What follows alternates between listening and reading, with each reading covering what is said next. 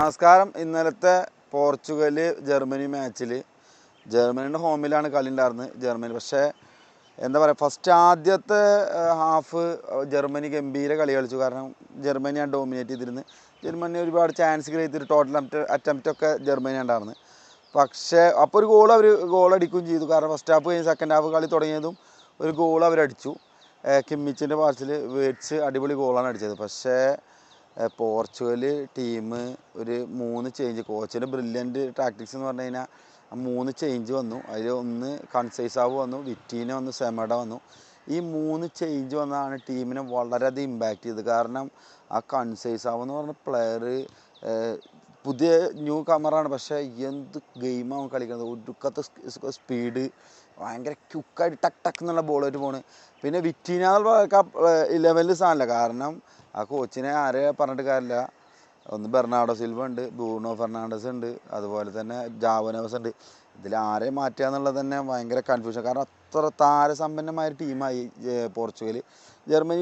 Germany ടീമായിട്ട് കളിച്ചുവെങ്കിലും പക്ഷേ Portugal പിന്നെ ഉള്ളൊരു കംബാക്കിൽ ജർമ്മനിക്ക് പിടിച്ചിക്കാൻ പറ്റിയില്ല. കാരണം ടെർ സ്റ്റെഗൻ എത്രയും സേവ് നടത്തിയിട്ടാണ് ആ കളിയൊന്ന് നിർത്തിയത്. കാരണം ടെർ സ്റ്റെഗൻ തന്നെ നില കയറേണ്ടതാണ്. ഒരു 5-6 ഗോളാവേണ്ട കളിയായിരുന്നു. അത് ടെർ സ്റ്റെഗനാണ് ഹോൾഡ് ചെയ്തത്. പിന്നെ ഹൈലൈറ്റ് എന്ന് പറഞ്ഞു കഴിഞ്ഞാൽ 42 വയസ്സിലും ക്രിസ്ത്യാനോ റൊണാൾഡോ ഗോൾ അടിക്കുക എന്ന് പറഞ്ഞാൽ എളുപ്പമുള്ളൊരു കാര്യമില്ല. കാരണം അത് അയാളുടെ എക്സ്പീരിയൻസോടാണ് ആ ഗോൾ അടിക്കുന്നത്. ഒരു ടാപ്പിന്നാണെങ്കിലും കൂടുതൽ ക്രിയേറ്റീവും ചെയ്തിട്ടില്ല. അതിന് മുന്നേ 1-2 ബോൾ കിട്ടിയിച്ചെങ്കിലും കുറേ ചാൻസും പഴയ ക്രിസ്ത്യാനോൻ്റെ വയസ്സായതിന് നമ്മൾ ഏജ് ആവും തോറും നമ്മളെ മൂവ്മെൻറ്റും കാര്യങ്ങളും നഷ്ടപ്പെടും. പക്ഷേ ഈ സമയത്തും ജർമ്മനി പോലത്തെ ഒരു ടീമിനെതിരെ ഗോൾ അടിക്കുക എന്ന് പറഞ്ഞു കഴിഞ്ഞാൽ എളുപ്പമുള്ള കാര്യമല്ല.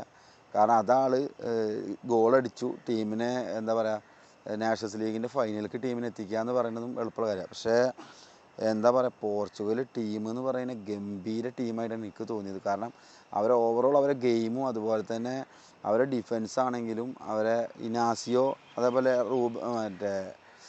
റൂബൻ ഡയസൊക്കെ എന്താ പറയുക, ഈ ഇനാസിയോ എന്ന് പറഞ്ഞാൽ ഞാനിപ്പോൾ ഇനി പറയില്ല ഏത് ടീമിലെ കളിക്കുന്നത്. പക്ഷേ എന്താ പറയുക, ഒരു നല്ലൊരു ഇരുത്തം വന്ന സ്റ്റോപ്പർ കളിയാണ് ആളൊക്കെ കളിച്ചുകൊണ്ടിരിക്കുന്നത്. ടീം ഈ താരസമ്പന്നമായ ടീം പറഞ്ഞാൽ ആരെ മാറ്റി ഇറക്കുന്നതും ഏറ്റവും നല്ല ക്ലബ്ബുകളിൽ കളിക്കുന്ന ഏറ്റവും നല്ല പെർഫോമൻസ് കാഴ്ചവെക്കുന്ന പ്ലേയേഴ്സാണ് പോർച്ചുഗൽ ഒരാളെ മാറ്റിയിട്ട് ഇറക്കുന്നത്. പിന്നെ കൺസൈസാവോ എന്ന് പറഞ്ഞ പ്ലെയർ, അയാൾ ഇറങ്ങിയതും ഒരു 2 മിനിറ്റ് കൊണ്ട് ആൾ ഗോൾ അടിച്ചു. അതാണ് സൂപ്പർ സബ്. ഒരു പ്ലെയർ വന്നതും ആ പ്ലെയർ ഒരു അടിപൊളി ഗോൾ അടിക്കുക എന്ന് പറഞ്ഞു കഴിഞ്ഞാൽ അത് ടീമിനെ വിജയത്തിലെത്തിക്കുക എന്ന് പറഞ്ഞു കഴിഞ്ഞാൽ എളുപ്പമുള്ള കാര്യമില്ല. പക്ഷേ ജർമ്മനി നന്നായി കളിച്ചു. ജർമ്മനി കുറേ അറ്റംപ്റ്റ് ചെയ്തു, കുറേ ചാൻസുകൾ ക്രിയേറ്റ് ചെയ്തു. പക്ഷേ ഓവറോൾ പോർച്ചുഗലായി. പിന്നെ സെക്കൻഡ് ഹാഫ് അവർക്ക് ആ മാച്ച് ജയിക്കണം എന്നുള്ള കളിയിൽ പോർച്ചുഗൽ ഗംഭീര കളി കളിച്ചു. പോർച്ചുഗൽ 2-1 ജർമ്മനിയെ പരാജയപ്പെടുത്തി.